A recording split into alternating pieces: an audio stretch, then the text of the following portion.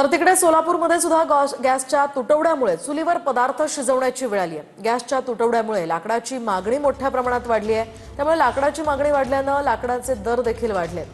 तर एक मण लाकडामागे 100 रुपयांची वाढ झाल्याचं हॉटेल व्यावसायिकांनी सांगितलंय।